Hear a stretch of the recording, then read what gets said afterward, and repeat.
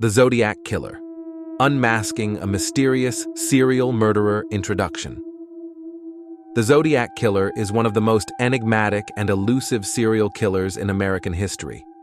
Operating in the San Francisco Bay Area during the late 1960s and early 1970s, this malevolent figure terrorized the community, leaving behind a trail of unsolved murders and cryptic ciphers that continue to baffle investigators and amateur sleuths to this day. In this narrative, we will delve into the chilling story of the Zodiac Killer, exploring the crimes, investigations, suspects, and enduring mystery that surrounds this infamous case. Chapter 1: The Prelude to Terror. Our story begins in the vibrant and turbulent 1960s, a decade marked by social upheaval, political strife, and cultural transformation. Against this backdrop, a shadowy figure emerged, destined to leave an indelible mark on the American psyche. The first known attack attributed to the Zodiac Killer occurred on December 20th, 1968, when two teenagers, David Faraday and Betty Lou Jensen, were gunned down on a desolate stretch of road in Benicia, California. The young couple had parked their car near Lake Herman Road, seeking privacy and tranquility. Little did they know that their evening of romance would end in tragedy. A mysterious man approached their vehicle, brandishing a gun and ordering them out. The assailant then opened fire, killing both Faraday and Jensen. This brutal double homicide marked the beginning of a reign of terror that would grip the San Francisco Bay Area for years to come. Chapter 2: The Cryptic Letters. Following the Lake Herman Road murders, the killer began taunting local newspapers and police with a series of cryptic letters. The first letter arrived at the Vallejo Times-Herald on July 31st, 1969. Written in a bizarre code, it contained the phrase, "I like killing people because it is so much fun." The Zodiac Killer went on to send a series of letters to various newspapers, each filled with chilling details about the crimes he claimed to have committed. These letters contained cryptograms that he challenged readers to decipher, promising that the codes would reveal his identity. Amateur codebreakers and cryptanalysts across the country took up the challenge, but the killer's true identity remained elusive. Chapter 3: The Zodiac's Killing Spree. Over the course of his reign of terror, the Zodiac Killer is believed to have been responsible for at least 5 confirmed murders, with 2 additional victims surviving their attacks. The victims included young couples enjoying the solitude of their cars or lovers' lanes, making the killer's modus operandi particularly terrifying. One of the most infamous attacks occurred on July 4th, 1969, when the Zodiac Killer approached another parked car, this time near Lake Berryessa. He confronted Brian Hartnell and Cecilia Shepard, bound them, and then proceeded to stab them repeatedly. After the brutal assault, he drew a symbol on Hartnell's car door, which became known as the infamous Zodiac symbol, a circle with a cross through it. The Zodiac Killer's final confirmed murder occurred on October 11th, 1969, in San Francisco. Taxi driver Paul Stein became the victim of a brutal shooting, and the killer's brazenness seemed to escalate with each crime. Despite numerous eyewitnesses and descriptions of the suspect, law enforcement struggled to apprehend the elusive murderer.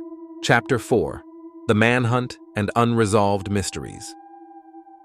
The Zodiac Killer remained at large, taunting authorities through a series of letters, cryptograms, and phone calls. Despite exhaustive investigations by police departments in multiple jurisdictions, he continued to evade capture. One of the most notorious elements of the case was the Zodiac Killer's letters, which contained tantalizing clues about his identity. He claimed to be collecting slaves for his afterlife and often signed his letters with a distinctive crossed circle symbol. Some believed the letters held the key to unmasking the killer, but despite the efforts of law enforcement and amateur sleuths, many of the cryptograms remained unsolved. Suspects in the case came and went, including Arthur Leigh Allen, a convicted child molester who died in 1992, and Gary Francis Post, who made a deathbed confession but lacked substantial evidence to tie him definitively to the crimes. Chapter 5. The Legacy of Fear.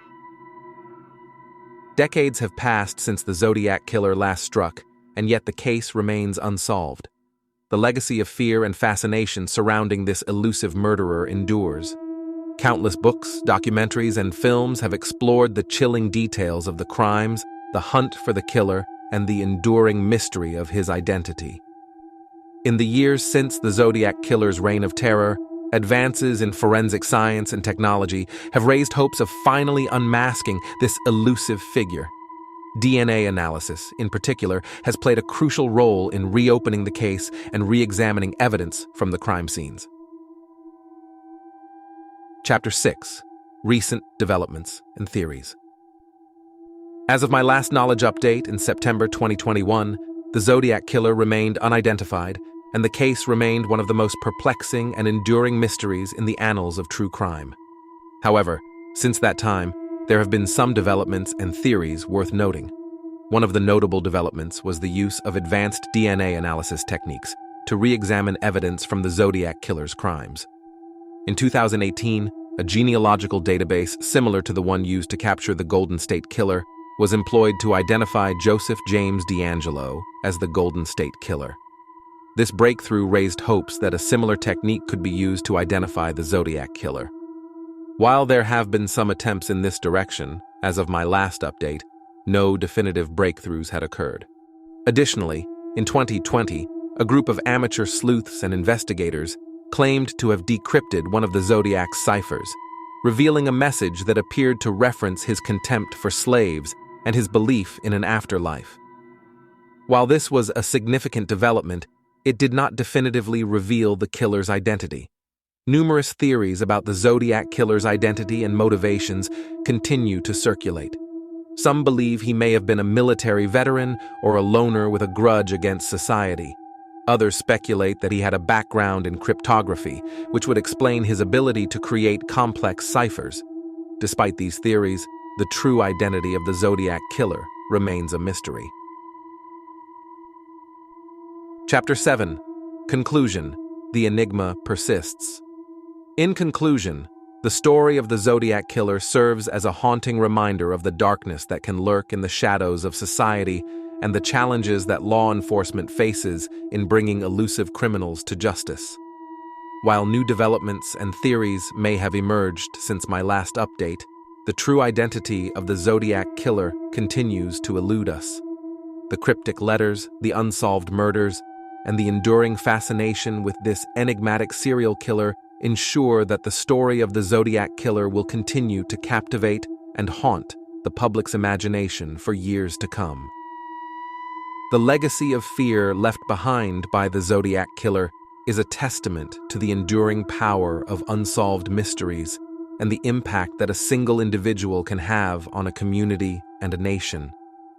Until the day comes when the cryptic letters are definitively decoded and the killer's identity is revealed, the Zodiac killer will remain a dark and enigmatic figure in the annals of American crime history, a symbol of the unknown and the unresolved.